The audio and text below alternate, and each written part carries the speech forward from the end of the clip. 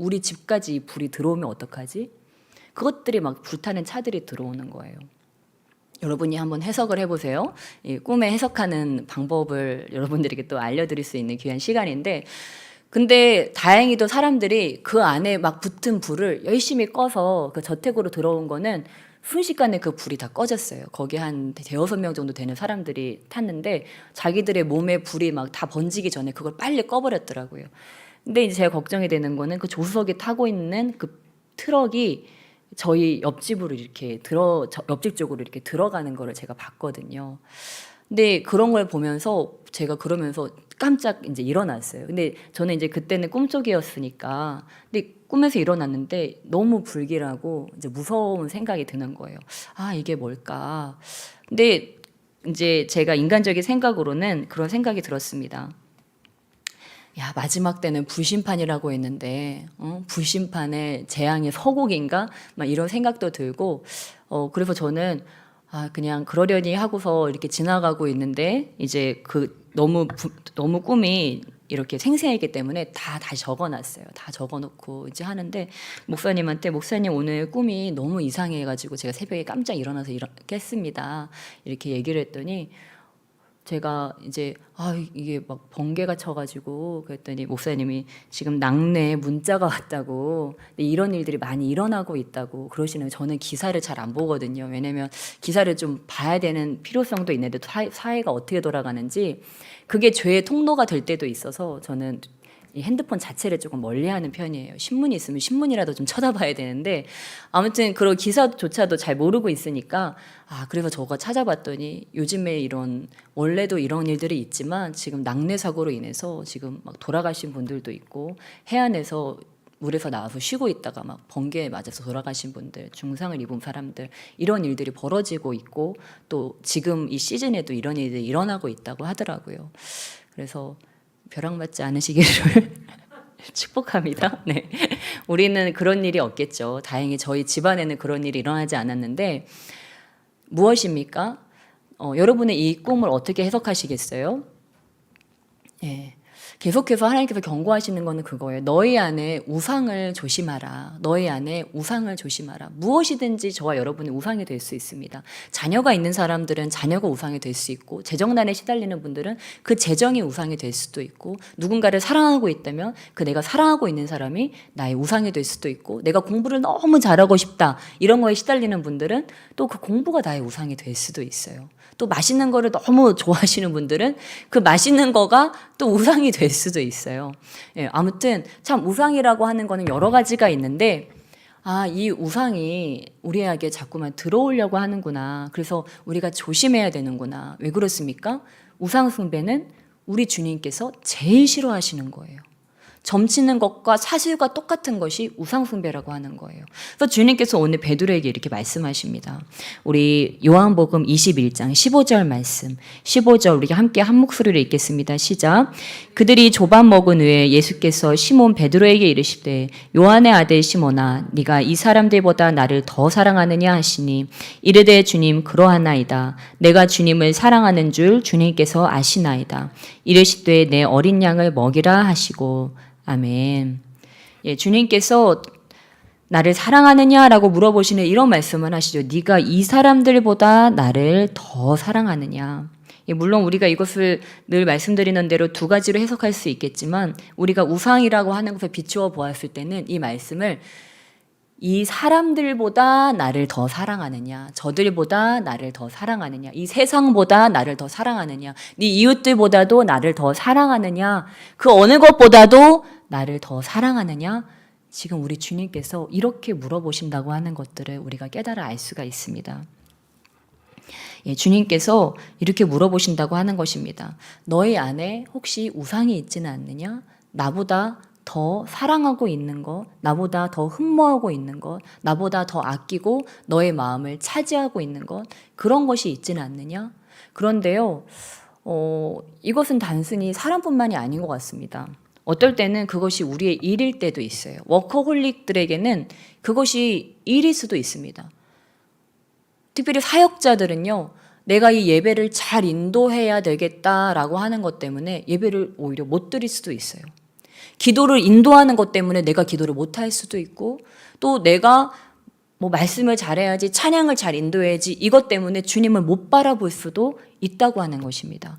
그래서 우리는 항상 우리의 마음이 주님께로 더 가 있는지, 정말 주님이 전부인지, 아니면 일이나 다른 사람이나 어떠한 물체나 아니면 어떠한 환경에 더 우리의 시야가 가 있지는 않은지 우리가 계속 점검해 봐야 된다고 하는 것입니다. 그럴 땐 어떻게 해야 됩니까? 그것들을 잠깐 내려놓을 줄 알아야 돼요. 일조차도 내가 이거 아니면 안 된다고 하는 그런 내가 가장 열정을 쏟고 있는 것조차도 그 순간에는 잠깐 내려놓고 내가 이것보다 주님을 더 사랑하는데, 그 어느 것보다 주님을 더 사랑하는데 하고 중심이 딱 주님께로 왔을 때 다시 이제 그것을 잡았을 때 그 일이 제대로 되어진다고 하는 것입니다. 그래서 이런 우선순위를 놓치지 마시기를 주님의 이름으로 축원합니다. 예, 그래서 이러한 자들, 예, 우리가 사실 이곳에는 사역자분들도 많으신데 사역자라고 하는 것은 무엇일까요? 예, 사역자라고 하는 것은 또 하나님의 그런 제자라고 하는 사람들은 자기 자신보다 주님을 더 사랑하는 자들입니다. 예, 그러한 자들에게 주님께서는 오늘 말씀한 것과 같이 내 어린 양을 먹이라, 내 양을 치라, 내 양을 먹이라 라고 말씀하십니다. 그들에게 하나님의 양들을 맡기십니다. 자기 자신보다 하나님을 더 사랑하는 자들. 그러한 자들은 어떤 자들일까요? 우리가 볼 때 오늘 이 요한복음의 이 18절부터 19절 같은 말씀은 굉장히 은혜스럽지 못한 말씀이에요. 무슨 말씀입니까?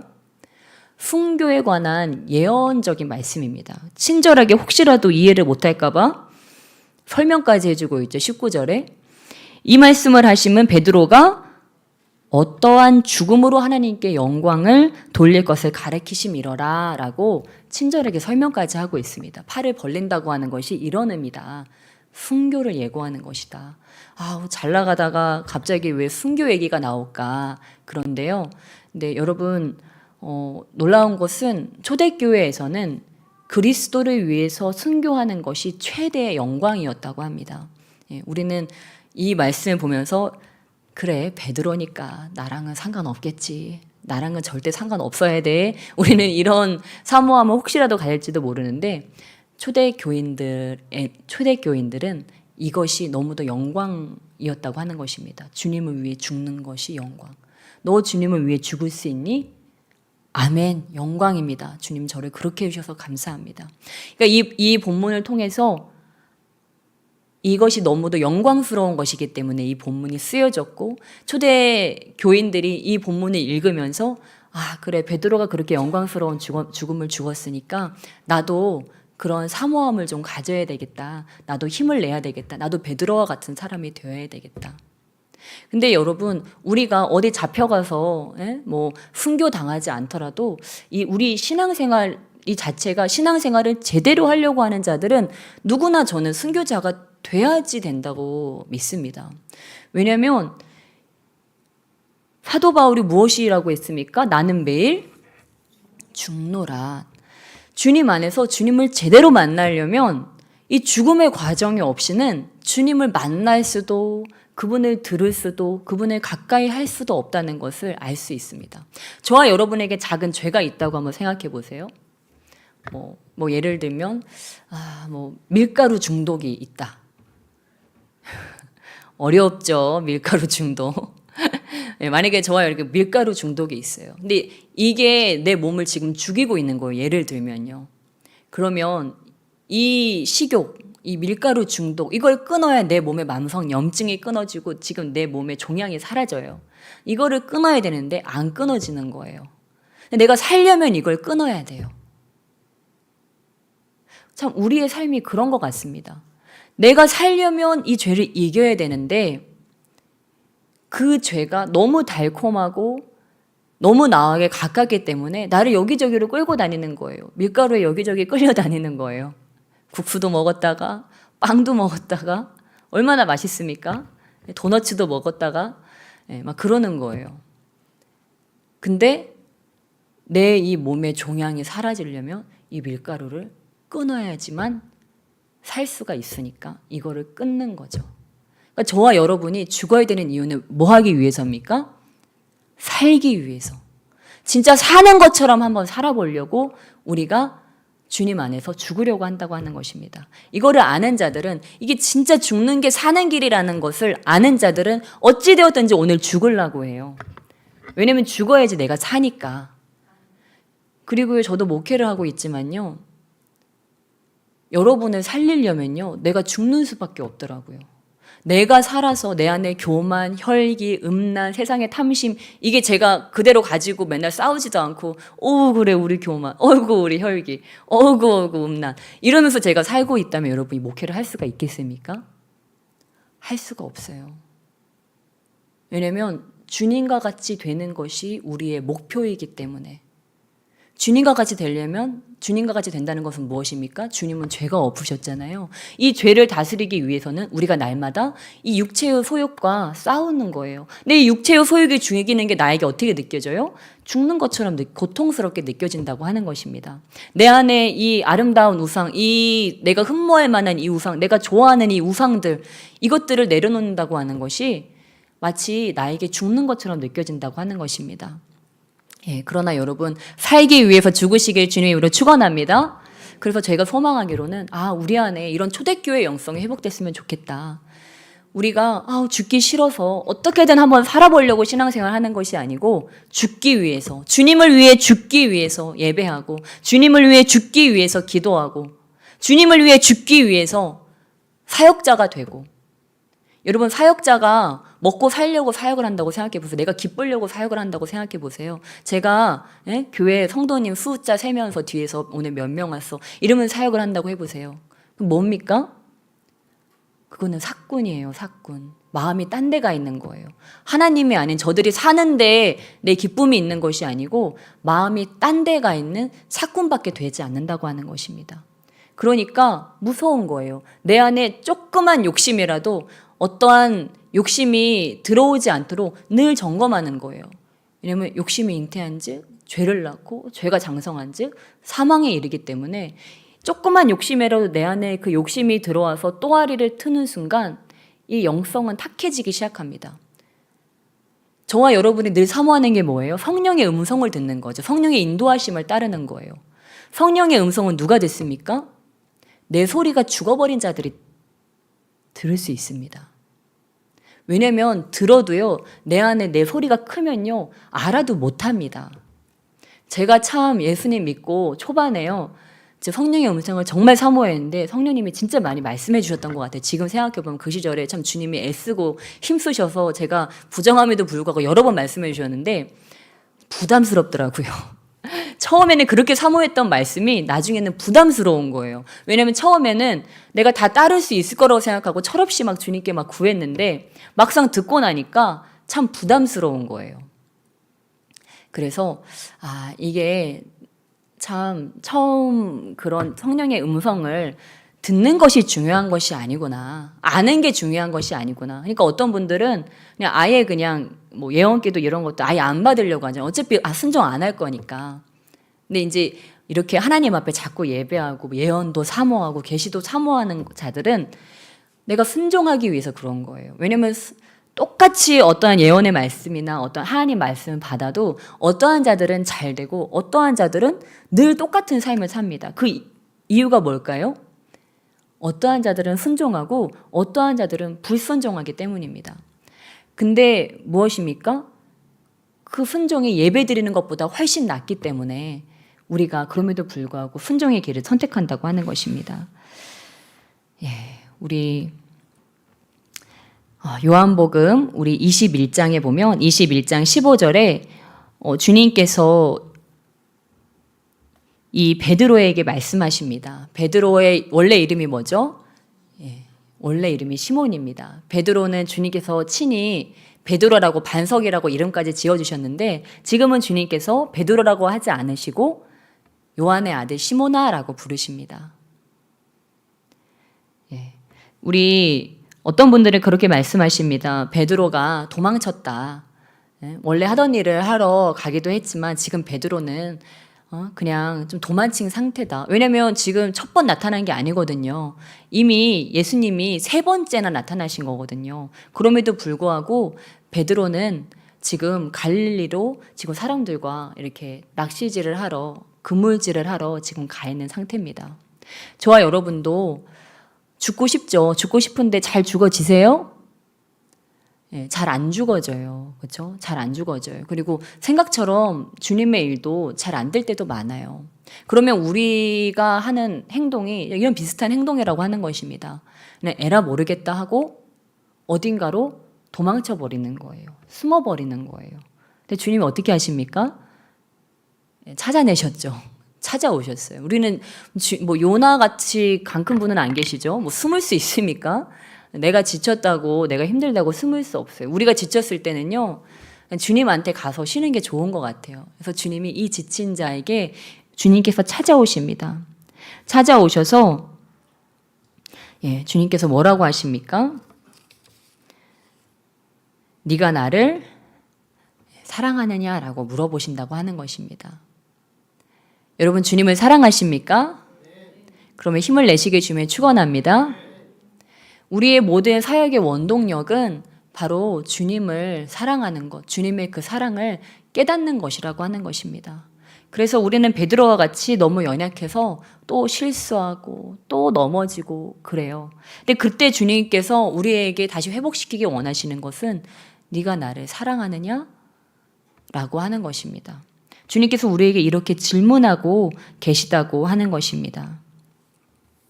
어찌 보면 주님을 3번이나 부인했던 이 베드로를 우리 주님께서는 다시는 쓰고 싶지 않다는 그런 유혹을 받으셨을지도 몰라요.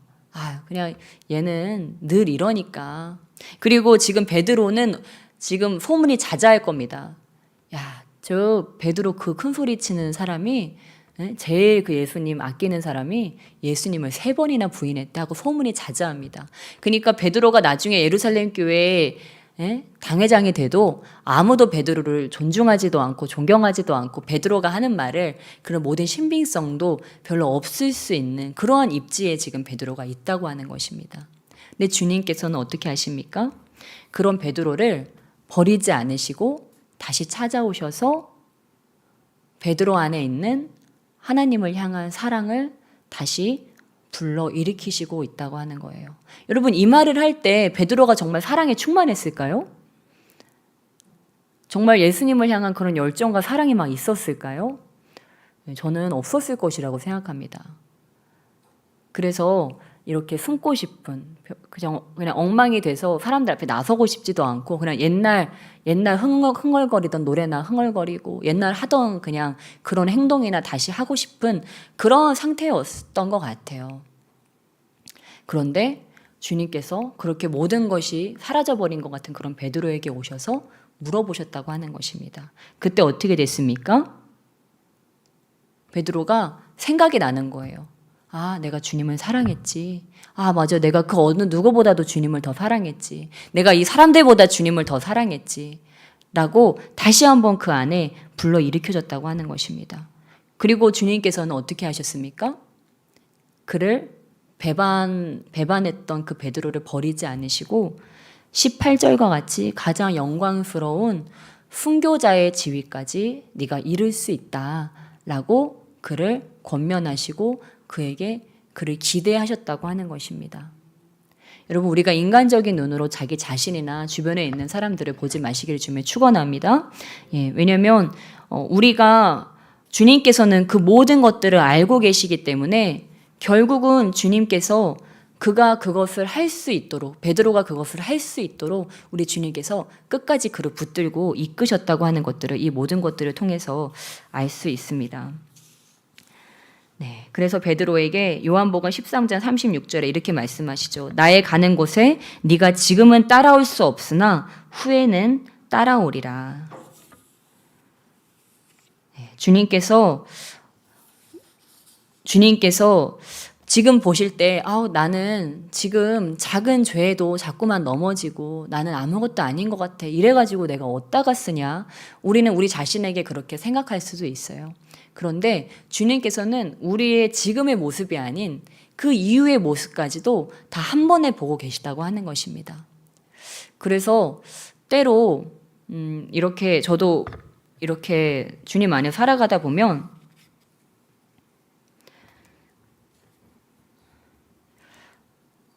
이렇게 저희 신학부 때 그 학부 때 봤던 친구들이 생각납니다. 그런데요, 그 모습을 보면 학부 때 학교 생활하는 그 모습을 보면 누가 될성 싶은 나무인지를 알 수 있다는 것을 또 깨달을 수가 있어요. 될성 싶은 나무는 떡잎부터 알아본다고 하지 않습니까? 그러니까 예수님도 이 될성 싶은 나무, 이 베드로를 알아보신 거죠. 네가 지금 볼 때는 이렇게 원석이지만, 이렇게 아무것도 아닌 것 같지만 너는 결국은 된다. 그 씨앗이 네 안에 있다. 근데 저와 여러분에게도 그런 될성 싶은 나무, 그런 떡잎이 있습니다. 근데 이거를 끝까지 우리의 사명을 다할 때까지 우리가 완수할 수 있는 것은 우리의 힘으로는 되지 않습니다. 철저하게 성령을 의지하는 자들, 그러한 자들만 끝까지 살아남을 수 있습니다. 나의 생각으로 사역하고 나의 생각으로 살아간다고 하면 그것은 언젠가 파산하게 되고 사람들에게 다 들통이 나게 됩니다.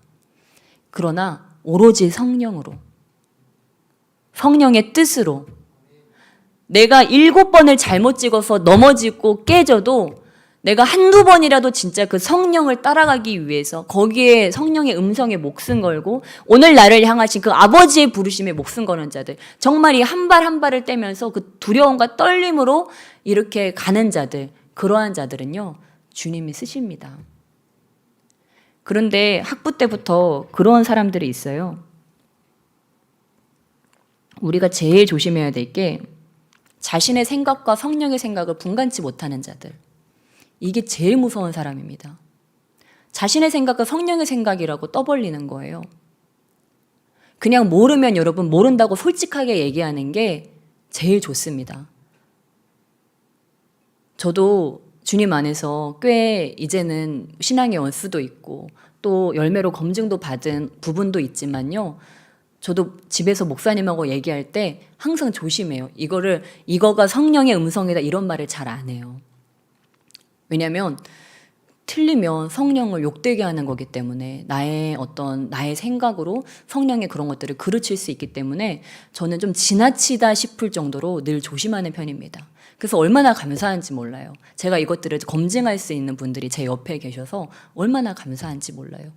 저는 늘 그것을 학생 때부터 지금까지 늘 훈련했어요. 내가 지금 들은 것이 성령의 음성이 맞나? 그거를 늘 점검하고 점검했어요. 왜냐하면 정확한 자가 되기 위해서, 맑고 정결한 영을 가진 자가 되어서 나중에 내 옆에 멘토들이 다 사라진 순간에도 우리 후대들에게 정말 그 성령의 음성, 바른 분별력을 그들에게 알려줄 수 있는 자가 되기 위해서 주님께서 주신 것이 확실해도 제 안에서 또 점검하고 그러고서 이렇게 얘기를 하고 늘 그러려고 노력을 합니다.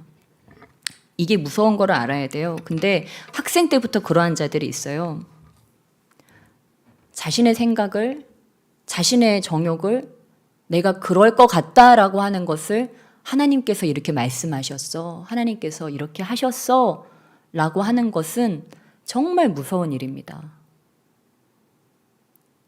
그렇게 하면서 많은 사람을 죽음의 길로 인도할 수 있다고 하는 거예요. 리더가 그렇게 해버리면 사람들은, 분별력이 없는 아래 사람들은요 같이 그 흑암의 길로 따라 들어가는 거예요. 그러나 리더 한 사람이 바로 서 있으면 이것이 그르다, 이것이 옳다를 리더 한 사람이 내가 잘 판별할 수 있고 얘기할 수가 있으면 그 밑에 있는 사람들이 다 사는 거예요. 그러니까 리더 한 사람이 참으로 중요하다고 하는 것입니다. 우리 교회는 예언도 하고 여러 가지를 합니다. 그러나 정말 저와 여러분에게 필요한 거는, 저는 우리 교회에서 청년들에게 또한 우리 성도님들에게 예언하는 것에 대해서 뭐 이렇게 막 성령의 음성을 듣는 것에서 이렇게 그런 것들을 시도하는 것은 좋지만 그러한 것들을 가지고 선포하거나 아니면 대중들에게 얘기하는 것, 그리고 그것에 따라서 어떤 행동들을 하는 것에 있어서는 제가 좀 조심하라고 늘 얘기하는 편입니다. 그리고 성령님께서 점점 계속 우리 교회에 강조하는 것은 그거예요. 오직 말씀으로 그 점검을 받아라. 그리고 말씀으로 들어라. 하나님께서는 이게 성령께서 주신 말씀이기 때문에 이거에 깨어 있어야 돼요. 근데 이 성경 말씀에서 뭐라고 말씀합니까? 예언도 여러 사람을 통해서 순서에 따라서 하라고 했어요. 순서가, 예언에도 순서가 있다고 하는 것입니다. 검증이 또는 필요하다고 하는 것입니다. 그래서 우리가 이러한 것들을 할 때 우리 교회가 비록 그런 교회이지만 저는 우리 교회가 어디 가서 막 이게 하나님 마음이야, 이게 하나님 음성이야 그렇게 얘기하기 전에 우리가 하나님 안에서 내가 지금 바른 분별력을 가지고 있는지, 내가 지금 성령님과 잘 연결이 돼 있는지, 내가 지금 성령의 사람인지 이거를 잘 점검하고 주님께 검증받는 게 더 중요하다고 하는 거예요. 왜냐하면 그런 잘못된 해악으로 인해서 넘어지는 자들이 너무 많고 잘못된 열매로 인해서 사람들이 이 예언과 그런 성령의 은사들을 더 이렇게 질책하고 이런 것들에 대해서 안 좋은 얘기들이 너무 많이 생겼다고 하는 거예요. 그래서 지금 한 세대 많은 분들이 오고 계시고 또 우리 교회에 왔다 갔다 하시는 분들도 계세요. 근데 제가 이제 우려가 되는 부분이 그런 부분입니다. 왜 하나님께서 우리 교회에 부흥을 주려고 하시는데 자꾸만 우리에게 경고하실까? 우상 숭배에 대해서, 음란에 대해서 왜 이렇게 경고하실까? 하나님께서 큰 역사를 하기 위해서 이것들을 그르치는 일들이 지금 일어날 것이라고 주님께서 예언하고 계시다고 하는 것입니다. 무엇이 그르치냐? 음란과 그런 우상 숭배로 인하여서, 그런 분별 없는 것들로 인하여서 이런 공격들이 들어올 것이다. 그럼 우린 너무 감사하잖아요. 이러면 두려워 떨고만 있는 것이 아니고, 그러면 우리 안에 있는 우상을 제거하자. 우리 안에 있는 음란을 제거하자. 여러분 음란 이길 수 있으십니까? 저 막 매스컴 타시고 엄청 유명한 목사님들, 뭐 40대, 50대 드신 목사님들도요. 여자 하나 때문에, 남자 하나 때문에 막 후두룩 그냥 돈 때문에 다 나가 떨어집니다. 우리가 주님께 마지막 순간까지 깨끗하게 쓰임받을 수 있는 거는 이 음란, 이 돈, 이런 세상의 유혹들을 이기는 수밖에 없어요. 근데 제가 늘 말씀드리지만 제가 학생 때 이거를 약간 포기했어요.